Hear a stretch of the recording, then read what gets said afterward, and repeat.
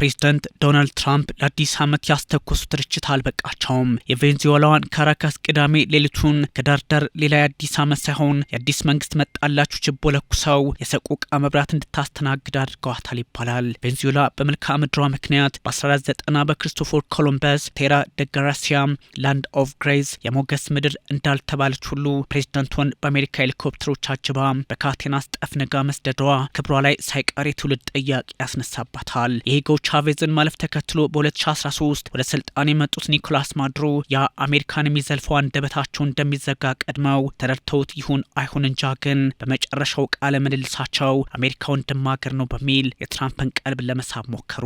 ግን መጨረሻቸው እንዳይሆን ሆነ። ከቅዳሜ አዳር ወዲህ ዓለም መሪዎቿም በፕሬዝዳንት ዶናልድ ትራምፕ በጎ ፈቃድ እየኖሩባት ይሆን የሚል ጥያቄ ግራ ግብት ባለው መንገድ ማንሳት እንደጀመረች ይነገራል። የነጻ ፖለቲካ ግንዛቤ አራማጆችም ነገስ ምን ይሆን በሚል እንቅልፍ የለሽ ሆነዋል። 2011 ላይ የወቅቱ ፕሬዝዳንት ባራክ ኦባማ ኦሳማ ቢንላዴንን በአቦታበድ ፓኪስታን ሲያስገድሉ በዋይት ሀውስ ሲቹዌሽን ሩም ውስጥ ነበሩ። ፕሬዝዳንት ዶናልድ ትራምፕ ግን በአሜሪካ መሪዎች ታሪክ እኔ ያላረኩት ምን አለ ለማለት እንደሚያሻቸው ይሁን ግለሰባዊነታቸውም ቢሆን ከፕሬዝዳንትነት ጋር የሚተካከል መሆኑን ለዓለም ለማሳየት ቅሉ ግልጽ ባይሆንም በመኖሪያቸው ማራላጎ ፓልም ቢች ፍሎሪዳ ሆነው የቬንዙዌላውን ዘመቻ መርተውታል። ዘመቻ አብሶሉት ሪዞልቭ በዩናይትድ ስቴትስ ዘመቻ ደቡባዊ ጦር ሳውዘርን ስፒር ስር የሚቃኝ ሆኖ ሳለ ዋሽንግተን ድሮ በሽብር ዴሞክራሲያዊ አይደላቸውም፣ የማህበረሰባዊነት አቀንቃኙን ዓለም መቀላቀል አትችሉም በሚል አብረዋት በማይሰሩ ኃይሎች ላይ እርምጃ ስትወስድ የነበረችበትን ስልት በመቀየር የአደንዛዥ ሽብር በሚል ላቲኖች ላይ እንደዘመተች የሚቆጠርባት ሆኗል። ታዲያ ምንም ይሁን ምን ፕሬዝዳንት ዶናልድ ትራምፕ ያላሳካውት የለም ለማለት በሩ ተከፍቶላቸዋል። ምንም እንኳን አሜሪካ የወሰደችውን እርምጃ አንድም በደግ አደረገች፣ አንድም ባለም አቀፉን ሕግ የጣሰ ራሱ አሜሪካ ቁጭ ብላ ያጸደቀችውን የምድርን ሕግ ያፈረሰችበት በሚል ሙግቱ እስከ ዛሬ ቢቀጥልም የማዱሮ ጉዳይ በኒውዮርኩ ፍርድ ቤት እጅ ሆኗል። ኒኮላስ ማዱሮ ከምዕራቡ ንፍቀ ክበብ ከ20 በላይ ጦር ሰፈሮች በተውጣጡ 150 አውሮፕላኖች መወሰዳቸው ባለም አቀፍ ሕግ አተያይ የአሜሪካን ፖሊሲ ረጋጭነት ያሳየ እንጂ ትራምፕ እንደሚሉት ሳይሆን ሕጋዊነቱ ጥያቄ ውስጥ ገብቷል። የመንግስታቱ ድርጅት ቻርተር አንቀጽ 2 ንዑስ አንቀጽ 4 የሌሎችን ሀገራት የግዛት አንድነትና ፖለቲካዊ ነጻነት ተጋፍቶ በኃይል ጫና ማድረስ እንኳን እንዳይቻል ይደነግጋል። የዓለም አቀፉ ሕግ መሰረት ተደርጎ የሚወሰድ አሜሪካ ራሷ ቁጭ ብላ ያጸደቀችው ነው ይሉታል። ያለ ሀገሩ ባለቤት ምክክርና ፈቃድ የሆነ ነው። የመንግስታቱ ድርጅት ቻርተር አንቀጽ 51 አንድ ሀገር በዚህ ልክ ሲደፈር ምላሽ እንዲሰጥም ያስቀምጣል። ይህ አስፈላጊ ነው፣ ወረራ አይደለም። አገር አልያዝንም። ይህ እኮ በቁጥጥር ስር የመዋል ዘመቻ ነው። ሕግ የማስከበር ዘመቻ ነው። በኤፍቢአይ ወኪሎች በቬንዙዌላ ምድር በቁጥጥር ስር ነው የዋለው። ያ ልክ ነው። በቃ ከሀገሪቱ ማስወጣት ነው የሆነው። በእርግጥ የወዳጅ ሀገር ግዛት አይደለም። እናም በቁጥጥር ስር ለመዋል የጦር ሚኒስቴሩን መጠየቅ ነበረብን። የኒውረምበርግ ፍርድ ቤት ትርጉም ባስቀመጠው መሰረት በዓለም አቀፉ ሕግ የወንጀለኞች ወንጀል ሱፕሪም ክራይም ተደርጎ የሚወሰድ ነው። በ1946 በዚህ ልክ ተቀንብቦ የተቀመጠው መርህ ሁሉንም አስከፊ ወንጀሎች በአንድ የያዘ አስፈሪና ሰይጣናዊ ጦርነት ተደርጎ በስርዓቱ የተቀመጠ በመሆኑ ነው ስያሜው ራሱ አደገኛ ሆኖ የተመዘገበው። ከዓለም አቀፉ ሕግ አንጻር ድርጊቱ አሜሪካን ሊያስጠይቃት የሚችል ቢሆንም በማን ላይ ቆመሽ የሆነበት የመንግስታቱ ድርጅት በቅጡ ከማውገዝም የተቆጠበ ነው በሚል ትችቱ በርቶበታል። ድርጊቱ ከዓለም አቀፍ ሕግ ጋር የሚጣረስ መሆኑ ሳይታለም የተፈታ ቢሆንም በአሜሪካ የውስጥ አተረጓጎም አማካኝነት ትራምፕ ልክ እንደሆኑ ማሳያዎችንም ያቀረቡ ይገኛል። ሪፐብሊካኖቹ የተለየ የሕግ አተያይን እየተጠቀሙ ነው። የውጭ ጉዳይ ሚኒስትሩ ማርኮ ሩቢዮና የትራምፕ ምክትል ጄዲ ቫንስ ዘመቻው ኃይል እንደመጠቀም አይቆጠርም፣ እንደዛ በመሆኑም የመንግስታቱ ድርጅትን ድጋፍ አይጠይቅም፣ በአደንዛዥ ዝውውር ሽብር ላይ የስር ማስያዣ ነው በሚል እየሞገቱ ይገኛል። የኒውዮርኩ ፍርድ ቤት ማዱሮ እንዲያዝ መሰረት የሆኑ ሀሳቦችን አቅርበዋል። የውጭ መሪ ስለሆንክ ብቻ ከአሜሪካ ፍትህን ፍለጋ አሰራር አትወጣም የሚለውን እያንዳንዱን አሜሪካዊ ለመጠበቅ ፕሬዝዳንቱ ሙሉ መብት አለው፣ ትራምፕም ያን አደረጉ በሚል ይሞግቱላቸዋል። ትራምፕ ኮንግረሱን እንኳን ሳያማክሩና ሳያጸድቅላቸው ያደረጉት ነው በሚልም በሌላ በኩል ወቀሳው በርትቶባቸዋል። ምንም እንኳን ቬንዙዌላ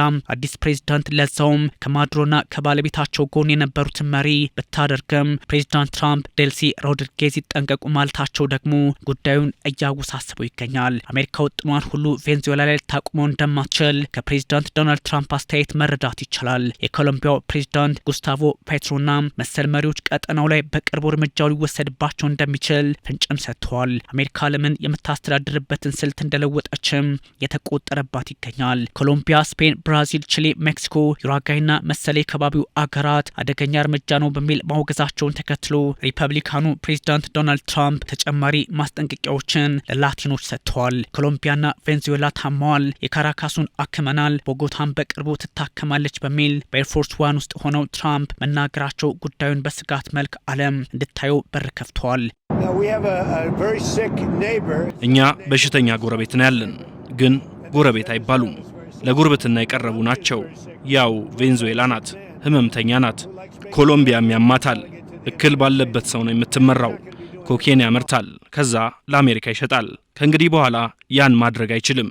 ይህንን ነው የምነግርሽ። ለአሜሪካ አደንዛዥ የመሸጥ ንግድ ላይ ያለው የኮሎምቢያ መንግስት በትራምፕ ጥርስ ውስጥ ገብቷል በሚል ሀሳባቸውን አጋርተዋል። ዘመቻ ማድረግም ጥሩ ይመስለኛል ነው ያሉት ፕሬዚዳንት ዶናልድ ትራምፕ። የኮሎምቢያው ፕሬዚዳንት የደቡብ አሜሪካ ዋና ከተማን ስትመታ አሜሪካ የመጀመሪያው አገር ናት በሚል ሀሳብ ያጋሩ ሲሆን እጅ ለእጅ ተያይዘን እንመክታችሁ ይላሉ። የቬንዙዌላውን ሲሞን ቦሊቫር፣ የኪዩባውን ፊደል ካስትሮ፣ አርጀንቲናን፣ ቺሊን እና ፔሩን ነጻ ያወጣውን ጆዜ ዳሳን ማርቲንን፣ የአርጀንቲናውን አርነስቶ ቼ ጉቬራን ያፈራችው ላቲን አሜሪካ እንዴት ተደፈርን? የኮሎምቢያው ፕሬዚዳንት ሀሳብ ነው። እኛ ወደ ሰሜን ብቻ አይደለም ወደ ሁሉም እናያለን ነው የሚሉት። ታዲያ ኪዩባም ትወድቃለች፣ ምክንያቱም ለቬንዙዌላ ሲዋጉም ህይወታቸውን አጥተዋል። ከካራካስ የሚገኘው ነዳጅ ይቆማል፣ ያልቅላቸዋል ያሉት ፕሬዚዳንት ዶናልድ ትራምፕ ዳግም ቬንዙዌላን ለመምታትም ዝግጁ መሆናቸውን፣ ኪዩባም እንደማይቀርላት፣ ሜክሲኮን ብትሆን የጥቃት ግምት ውስጥ መግባቷ፣ ኮሎምቢያም የማዶ ጣፋንታ ውስጥ የመግባት አዝማሚያ ላይ መሆኗን ማስቀመጣቸው ላቲኖች ላይ ዘመቻው እንደሚከፋባቸው ለመገመት እድል ይሰጣል። የሜክሲኮዋ ፕሬዚዳንት ክላውዲያ ሽምባውም ስራዋ እንደዛ ነው የሚል አይነት ሆኗል። ፕሬዚዳንት ዶናልድ ትራምፕ ሀሳባቸውን በዚህ ልክ ቢያስቀምጡም ላቲኖች ግን ብርቱ አቋማቸውን ከተለያዩ አገራት ጋር በመሆን በማሳየት ላይ ይገኛሉ ተብሏል። ኪዩባ የፈረሰች ሀገር ናት በሚል የፈረጁት ትራምፕ ሁሉንም ጉዳይ ከአሜሪካ ፖሊሲ አንጻር ካልተቀበሉ ጣፋንታቸው እንደማድሮ ወደ ኒውዮርኩ ፍርድ ቤት ነው የሚል ዛቻንም አክለውበታል። ትናንት ረፈድ ብሎ ዛሬ ቀደም ብሎ በኔ ቀጥተኛ ትዕዛዝ አማካኝነት የአሜሪካ ጦር በቬንዙዌላ ዋና ከተማ የሚያስደንቅ ወታደራዊ ዘመቻ አድርጓል። በርካታ የአሜሪካ ኃይል ማለትም የአየር የባህርና የምድር ጦሩ አስደናቂውን ጥቃት ለመፈጸም ተሰማርተዋል፣ አሊያም ጥቅም ላይ ውለዋል። ከሁለተኛው የዓለም ጦርነት ወዲህ ታይቶ የማይታወቅ ነው። በማዕከላዊ ካራካስ እጅጉን ታጥቆ የተቀመጠን ኃይል ነው የመታ ነው፣ አምባገነኑ ኒኮላስ ማዱሮን ለፍትህ ለማቅረብ። ይህ የአሜሪካ ጦር እጅጉን አስደናቂ አቅምና ውጤታማነትን እንዲሁም አይነኬነትን አጉልቶ አሳይቷል። Effective and powerful displays of American military might and competence. ብራዚል፣ ሜክሲኮ፣ ኮሎምቢያ፣ ቺሊና ዩራጓይ የጋራ መግለጫ በማውጣት የአሜሪካን ድርጊት ማውገዛቸው እጅጉን ፖለቲካዊ ስጋት ለዋሽንግተን ላይሆንባት አይችልም። ትራምፕ በላቲን አሜሪካ አገዛዝ ለውጥ ያሻል ብለው አስበዋል። ግን ደግሞ ብርቱዎቹ ላቲኖች በታሪክ ስንቅ ዋሽንግተንን ይወጓታል እየተባለ ይገኛል። ትራምፕ ቀይ ዘመሞችን ማለትም የብራዚሉን ጄር ቦልሶናሮ፣ የአርጀንቲናውን ዣቬር ሜለን፣ የሆንዱራሱን ጁዋን ኦርላንዶ ሄርናንዴዝን መደገፋቸው በእርግጥም አለማቸው ከባቢው ላይ ግልጽ ሆኖ እንዲመዘገብ አድርጓል።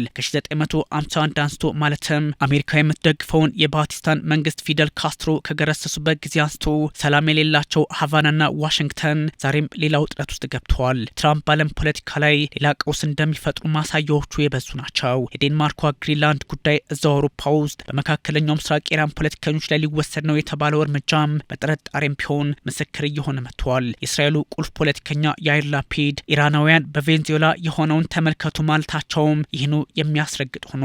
በእርግጥ እንደ ማዶ ጦር የኢራን አብዮታዊ ዘብ ኃይል አርጂሲ በሄሊኮፕተር አያቶላ አሊ ሀምኒን አስጭኖ ይልካል ማለት አዳጋች ቢሆንም ጥያቄው እንዳለ ግን ታሳቢ ሆኗል። ኢራን ውስጥ ፖለቲካዊ ግርግር ለመፍጠር አቅሙ እንዳላቸው ግን ትራምፕ ሳይታለም የተፈታ ነው። በላቲን አሜሪካ 7ኛ በዓለም ላይ 50ኛ ወታደራዊ አቅም አላት የሚባላት ቬንዙዌላ በቀላሉ ፕሬዚዳንቷን አሳልፋ መስጠቷ የተለያዩ ጥያቄዎችን ቢያስነሳም ኢራን ላይ ተመሳይ እርምጃ ለመውሰድ ግን አዳጋች ሆኗል። ኢራንና ቬንዙዌላ በአንድ ጥምረት ውስጥ ሆነው በሩሲያና በቻይና እየታገዙ የኢኮኖሚውን ውጊያ ቢሰነብቱበትም ዛሬ ላይ ግን ፑቲንና ሺ የታሉ የሚል ወታደራዊ ጥያቄም እየተነሳ ይገኛል። ለይስሙላ አይሉት ፍላጎት ቻይናና ኢራን አሁኑኑ ማድሮና ባለቤታቸው ይለቀቁ በማለት ላይ ይገኛሉ።